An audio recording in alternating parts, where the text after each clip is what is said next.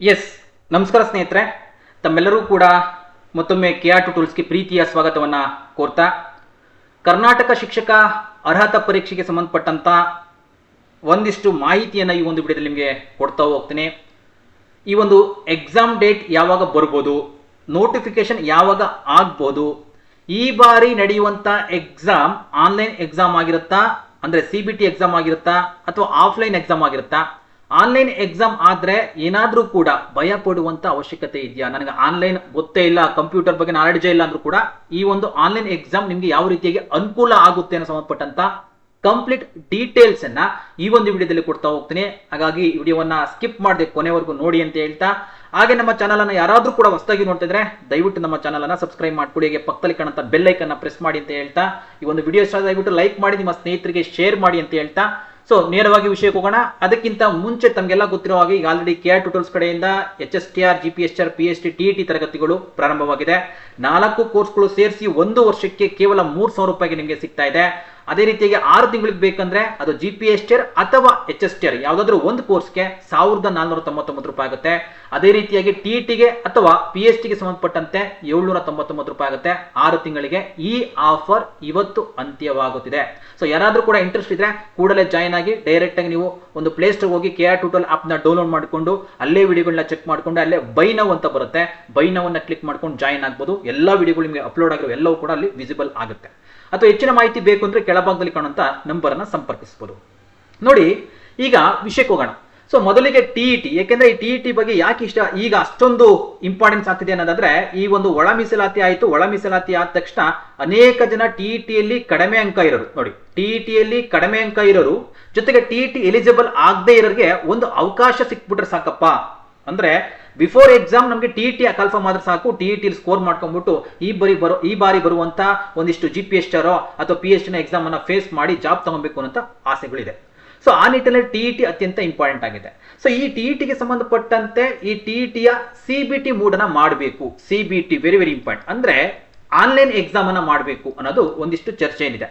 So ಹಾಗಾದ್ರೆ ಈ ಒಂದು ವಿಷಯವನ್ನ CBT ಬಗ್ಗೆ ಒಂದಿಷ್ಟು ಭಯವಿರೋದನ್ನ ನಾನು ಕಮ್ಮಿ ಮಾಡ್ತೀನಿ. ಫಸ್ಟ್ ಅದ್ರ ಬಗ್ಗೆ ಕ್ಲಿಯರ್ ಮಾಡ್ಬಿಡ್ತೀನಿ. CBT ನಮಗೆ ಅನುಕೂಲನಾ ಅನಾನುಕೂಲನಾ ಮೊದಲು ಹೇಳ್ಬಿಡ್ತೀನಿ. ನೋಡಿ, ಆನ್ಲೈನ್ ಮೂಡು ತುಂಬಾನೇ ಅನುಕೂಲ ಆಗುತ್ತೆ. ನೀವು ಡೈರೆಕ್ಟ್ ಆಗಿ ನಾವು ಹೇಳ್ದಂತೆ ಆಫ್ಲೈನ್ ನಾವು ಏನು ಎಕ್ಸಾಮ್ ಬರೀತೀವಿ ಹೋಗ್ಬಿಟ್ಟು ಪೆನ್ ಅಂಡ್ ಪೇಪರ್ ಅಲ್ಲಿ, ಅದಕ್ಕಿಂತ ತುಂಬಾ ಸುಲಭ. ಇದಕ್ಕೆ ಸಂಬಂಧಪಟ್ಟಂತೆ ಯಾವ ರೀತಿಯಾಗಿ ನೀವು ಲಾಗಿನ್ ಆಗಬೇಕು, ಹೇಗೆ ಸ್ಟೆಪ್ ಬೈ ಸ್ಟೆಪ್ ನಿಮಗೆ ಆ ಒಂದು ಎಕ್ಸಾಮ್ ಬರುತ್ತೆ, ಪ್ರಶ್ನೆಗಳು ಬರುತ್ತೆ, ಯಾವ ಕಲರ್ ಏನನ್ನ ಇಂಡಿಕೇಟ್ ಮಾಡುತ್ತೆ, ಪ್ರತಿಯೊಂದು ಮಾಹಿತಿನ ಈಗ ಆಲ್ರೆಡಿ ವಿಡಿಯೋ ಮಾಡಿದ್ದೇನೆ. ಆ ವಿಡಿಯೋದಲ್ಲಿ ಕಂಪ್ಲೀಟ್ಲಿ ನಿಮ್ಗೆ ಡೀಟೇಲ್ಸ್ ಕೊಟ್ಟಿದ್ದೇನೆ. Step by step completely exam start ಆಗದಿಂದ ಹಿಡ್ಕೊಂಡು ಎಕ್ಸಾಮ್ ಅನ್ನ ಕೊನೆ ಮಾಡೋರು ಕೂಡ ಯಾವ ರೀತಿಯಾಗಿ ಪ್ರೊಸೆಸ್ ಇರುತ್ತೆ ಅದಕ್ಕೆ ಸಂಬಂಧಪಟ್ಟಂತ ವಿಡಿಯೋ ಮಾಡಿದ್ದೀನಿ ಆಲ್ರೆಡಿ KR2 ಟೂಲ್ಸ್ ಅಲ್ಲಿ ಇದೆ. ಇನ್ ಕೇಸ್ ಅದು ನೋಡಿಲ್ಲ ಅಂದ್ರೆ ನಾನು ಈ ಒಂದು ವಿಡಿಯೋದ ಡಿಸ್ಕ್ರಿಪ್ಷನ್ ಬಾಕ್ಸ್ ಅಲ್ಲಿ ಹಾಕಿರ್ತೀನಿ, ಅಲ್ಲಿ ಹೋಗಿ ಚೆಕ್ ಮಾಡ್ಕೊಳ್ಳಿ, ಕಂಪ್ಲೀಟ್ಲಿ ಇದ್ರ ಬಗ್ಗೆ ಮಾಹಿತಿ ಸಿಗುತ್ತೆ. ಸೊ ಸಿಂಪಲ್ ಆಗಿ ಹೇಳ್ಬೇಕಂದ್ರೆ, ಫಾರ್ ಎಕ್ಸಾಂಪಲ್ ಈಗ ನಮ್ಗೆ ಏನಾಗುತ್ತೆ ಆಫ್ಲೈನ್ ಪೆನ್ ಅಂಡ್ ಪೇಪರ್ ಅಲ್ಲಿ ಏನಾಗುತ್ತೆ ಅಂದ್ರೆ, ಈಗ ಯಾವುದೋ ಒಂದು ಪ್ರಶ್ನೆಗೆ ಸಂಬಂಧಪಟ್ಟಂತೆ ಪ್ರಶ್ನೆ ನಂಬರ್ 1 ಅದಕ್ಕೆ ಏನ್ ಮಾಡಿರುತ್ತೆ B ಅಂತ ನಾವೇನ್ ಮಾಡಿರ್ತೀವಿ ಅಂದ್ರೆ ನಾವು ರೌಂಡ್ ಮಾಡಿರ್ತೀವಿ. ಆಕ್ಚುಲಿ B ಅಲ್ಲ, ನಾವು ಆಲ್ರೆಡಿ ಏನ್ ಮಾಡಿದ್ವಿ ಅದು A ಆಗ್ಬೇಕಾಗಿದೆ, ಆದ್ರೆ B ಗೆ ರೌಂಡ್ ಮಾಡ್ಬಿಟ್ಟಿದ್ವಿ. ಆಮೇಲೆ ಗೊತ್ತಾಗುತ್ತೆ A ಕರೆಕ್ಟ್ ಅಂತ. ಸೊ ಇಲ್ಲೇನಾಗುತ್ತೆ, ಇದನ್ನ ತಿದ್ದುಪಡಿ ಮಾಡೋದಕ್ಕೆ ಬರಲ್ಲ. ಯಾವಾಗ ಆಫ್ಲೈನ್ ಅಲ್ಲಿ ಪೆನ್ ಅಂಡ್ ಪೇಪರ್ ಅಲ್ಲಿ. ಆದ್ರೆ ಆನ್ಲೈನ್ ಎಕ್ಸಾಮ್ ಅಲ್ಲಿ ಏನಾಗ್ತಾ ಹೋಗುತ್ತೆ, ಈ ರೀತಿ ಸಮಸ್ಯೆಗಳು ಬರೋದಿಲ್ಲ. ಅಂದ್ರೆ ನೀವು ಅದನ್ನ ಎಡಿಟ್ ಮಾಡಬಹುದು. ನಿಮ್ಗೆ ಆತರ ಗೊಂದಲಗಳಿದ್ದಾಗ ಅದಕ್ಕೆ ಸಂಬಂಧಪಟ್ಟಂತೆ ಆ ಒಂದು ನಿಮ್ಗೆ ಇಂಡಿಕೇಶನ್ ತೋರಿಸುತ್ತೆ. ಅಂದ್ರೆ ನಿಮ್ಗೆ ಎಲ್ಲವನ್ನೂ ಕೂಡ ಅದರಲ್ಲಿ ಸ್ಟೆಪ್ ಬೈ ಸ್ಟೆಪ್ ಎಕ್ಸ್ಪ್ಲೈನ್ ಮಾಡಿದ್ದೀನಿ, ದಯವಿಟ್ಟು ಹೋಗಿ ಆ ವಿಡಿಯೋ ನೋಡಿ. ಸೊ ಏನ್ ಮಾಡುವುದು, ನಿಮ್ಗೆ ಗೊಂದಲ ಇತ್ತು, ಡೌಟ್ ಇತ್ತು ಅಂದ್ರೆ ಈ ಆಪ್ಷನ್ಸ್ ಅನ್ನ B ಅನ್ನೋದನ್ನ ನೀವು A ಬೇಕಾದ್ರೂ ಮಾಡ್ಕೊಬಹುದು. ಸೊ ಇದು ಅನುಕೂಲನ ನಿಮ್ಗೆ. ಸೊ ನಿಮ್ಗೆ ಈ ರೀತಿ ತಪ್ಪುಗಳಾದಾಗ ಅಥವಾ ಅದ ಮೇಲೆ ಗೊಂದಲಗಳಿದ್ದಾಗ ಮತ್ತೊಮ್ಮೆ ತಿದ್ದುಪಡಿಗೆ ಅವಕಾಶ ಇರೋದು ಎಲ್ಲಿ ಅಂದ್ರೆ ಅದು CBT ಅಲ್ಲಿ, ಆನ್ಲೈನ್ ಪರೀಕ್ಷೆಯಲ್ಲಿ. ಆದ್ರೆ ಇದು ಆಫ್ಲೈನ್ ಅಲ್ಲಿ ಇಲ್ಲ. ಒಂದು ಬಾರಿ ನೀವು ಟಿಕ್ ಮಾಡಿ ಮತ್ತೊಮ್ಮೆ ಇಲ್ಲಪ್ಪ ಇದು A ಸರಿ ಇದೆ ಅಥವಾ C ಸರಿ ಅಂತ ಟಿಕ್ ಮಾಡಕ್ ಹೋದ್ರೆ ಆ ಒಂದು ಕ್ವಶನ್ಸೇ ಅಥವಾ ಆ ಒಂದು ಪ್ರಶ್ನೆ ವ್ಯಾಲಿಡ್ ಆಗಲ್ಲ, ಕನ್ಸಿಡರೇ ಮಾಡಲ್ಲ. ಜೊತೆಗೆ ನನ್ನ ಕಂಪ್ಯೂಟರೇ ಗೊತ್ತಿಲ್ಲ ಸರ್, ನನ್ನ ಕಂಪ್ಯೂಟರೇ ಮುಟ್ಟಿಲ್ಲ, ನನಗೆ ಕೀಬೋರ್ಡ್ ನಮಗೆ ಆಪರೇಟ್ ಮಾಡೋದಕ್ಕೆ ಬರಲ್ಲ, ಭಯ ಪಡುವಂತ ಅವಶ್ಯಕತೆ ಇಲ್ಲ. ಕೇವಲ ಮೌಸ್ ಅಲ್ಲೇ ಕಂಪ್ಲೀಟ್ ಎಕ್ಸಾಮ್ ಅನ್ನ ಮುಗಿಸ್ತೀರ.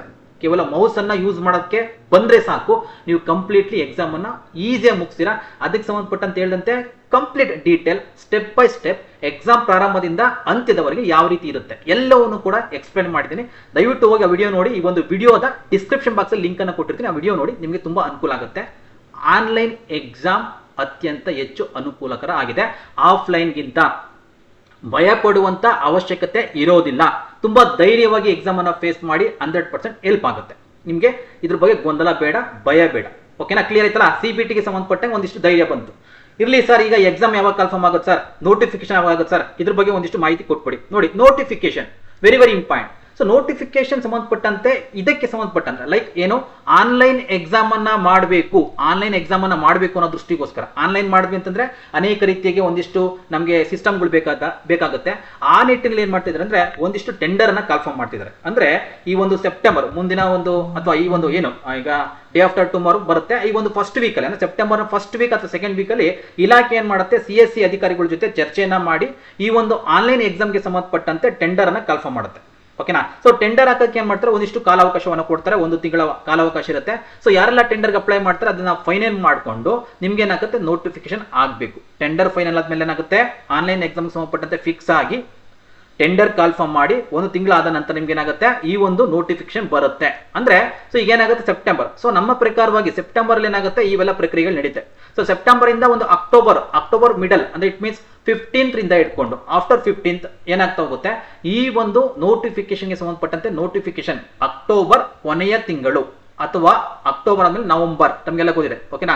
ಸೊ ಸೆಪ್ಟೆಂಬರ್ ನಿಮ್ಗೆ ಏನಾಗುತ್ತೆ ಇದಕ್ಕೆ ಸಂಬಂಧಪಟ್ಟಂತೆ ಟೆಂಡರ್ಗೆ ಸಂಬಂಧಪಟ್ಟಂತೆ ಟೆಂಡರ್ ಬಗ್ಗೆ ಚರ್ಚೆ ಆಗುತ್ತೆ, ಟೆಂಡರ್ ನ ಕೊಡ್ತಾರೆ, ಅದಕ್ಕೆ 1 ತಿಂಗಳು ಬೇಕು. ಅದು ಅಕ್ಟೋಬರ್ ತಿಂಗಳಿಗೆ ಏನಾಗುತ್ತೆ ಫೈನಲ್ ಆಗುತ್ತೆ. ಅಕ್ಟೋಬರ್ನ ಕೊನೆಯ ವಾರ ಅಥವಾ ನವೆಂಬರ್ನ ಫಸ್ಟ್ ವೀಕ್ ಅಲ್ಲಿ ಏನಾಗುತ್ತೆ ನೋಟಿಫಿಕೇಶನ್ ಆಗುವಂತ ಸಾಧ್ಯತೆ ಹೆಚ್ಚಾಗಿದೆ. ಅಕ್ಟೋಬರ್ ಕೊನೆಯ ವಾರ ಅಥವಾ ನವೆಂಬರ್ ಅಲ್ಲಿ ಒಂದಿಷ್ಟು ನೋಟಿಫಿಕೇಶನ್ ಆಗುವಂತದ್ದು ಫಿಕ್ಸ್ ಆಗಿದೆ. ಸೊ ಈ ಒಂದು ದಿನಗಳಲ್ಲಿ ಒಂದು ನೋಟಿಫಿಕೇಶನ್ ಆಗಬಹುದು. ನೆಕ್ಸ್ಟ್ ಎರಡನೇದು ಏನಂತಂದ್ರೆ ನವೆಂಬರ್ ಅಲ್ಲಿ ನೋಟಿಫಿಕೇಶನ್ ಆದ್ರೆ ಅಲ್ಲಿಂದ 1 ತಿಂಗಳು ನಿಮ್ಗೆ ಏನಾಗುತ್ತೆ ಡಿಸೆಂಬರ್ ವರ್ಗು ಅಂದ್ರೆ ಮೀನ್ಸ್ ನವೆಂಬರ್ ಇನ್ ಕೇಸ್ ಆಯ್ತು ಅಂದ್ರೆ ಡಿಸೆಂಬರ್ ಫಸ್ಟ್ ವೀಕ್ ವರೆಗೂ 1 ತಿಂಗಳು ಕಾಲಾವಕಾಶ ಇರುತ್ತೆ. ಏನಕ್ಕೆ, ಅಪ್ಲಿಕೇಶನ್ ಹಾಕೋದಕ್ಕೆ. ಸೊ ನಿಮ್ಗೆ ಎಕ್ಸಾಮ್ ಯಾವಾಗ ಬರು ಅಂದ್ರೆ ಡಿಸೆಂಬರ್ನ ಕೊನೆಯ ಒಂದು ವಾರ ಅಥವಾ ಜನವರಿಯ ಮೊದಲ ವೀಕ್. ಓಕೆನಾ. ಅಂದ್ರೆ ಈ ಒಂದು ಡಿಸೆಂಬರ್ನ ಕೊನೆಯ ವಾರ ಅಥವಾ ಜನವರಿಯ ಫಸ್ಟ್ ವೀಕ್ ಅಂದ್ರೆ ಆಡ್ಲಿ ನಿಮ್ಗೆ ಇಲ್ಲಿಂದ 4 ತಿಂಗಳು ಮಾತ್ರ ಕಾಲಾವಕಾಶ ಇದೆ. ಇಲ್ಲಿಂದ 4 ತಿಂಗಳು ಮಾತ್ರ ಕಾಲಾವಕಾಶ ಇದೆ. ಓಕೆನಾ. ವಿತಿನ್ 4 ಮಂತ್ಸ್ ಅಲ್ಲಿ ನಿಮ್ಗೆ ಏನಾಗುತ್ತೆ ಈ TETಗೆ ಸಂಬಂಧಪಟ್ಟಂತ ಎಕ್ಸಾಮ್ಗಳು ಬರುತ್ತೆ. ಕ್ಲಿಯರ್ ಆಗ್ತಿದಿಲ್ಲ. ಸೊ ಈ 4 ತಿಂಗಳಲ್ಲಿ ನೀವು ಓದುವಂತ ಟೈಮ್ ಟೇಬಲ್ ಯಾವ ರೀತಿಯಾಗಿ ಇರಬೇಕು ನೋಡಿ. ಈಗ ಇರುವಂತ ಟೆಂಟೇಟಿವ್ ಟೈಮ್ ಟೇಬಲ್ ಅಥವಾ ಏನ್ ನಮ್ಗೆ ನಡೀತಾ ಇರೋಂತ ಇಲಾಖೆಯಲ್ಲಿ ನಡೀತಾ ಇರೋಂತ ಒಂದಿಷ್ಟು ಚರ್ಚೆಗಳ ಮಾಹಿತಿಯ ಪ್ರಕಾರವಾಗಿ ಸೊ ನಮ್ಗೇನಾಗುತ್ತೆ ಇದೇ ರೀತಿಯಾಗಿ ನಾವು ಅಂದ್ಕೊಂಡಂತ ರೀತಿಯಲ್ಲಿ ಹೋದ್ರೆ ವಿತಿನ್ 4 ಮಂತ್ಸ್ ಅಲ್ಲಿ ನಮ್ಗೆ ಏನಾಗುತ್ತೆ TET ಎಕ್ಸಾಮ್ ಈ ಒಂದು ಬರೀತೀರಾ, TET ಎಕ್ಸಾಮ್ ಬರೀತೀರಾ, ಕಾಲ್ಫಾರ್ಮ್ ಅಲ್ಲ TET ಎಕ್ಸಾಮ್ ಅನ್ನು ನೀವು ಬರೀತೀರಾ. ಸೊ ಆ ನಿಟ್ಟಿನಲ್ಲಿ ವೆರಿ ವೆರಿ ಇಂಪಾರ್ಟೆಂಟ್. ಸೊ ಇರುವಂತ ಒಂದಿಷ್ಟು 2-3 ತಿಂಗಳಲ್ಲಿ ನೀವು ಎಕ್ಸಾಮ್ಗೆ ರೆಡಿ ಆಗ್ಬೇಕಾಗುತ್ತೆ.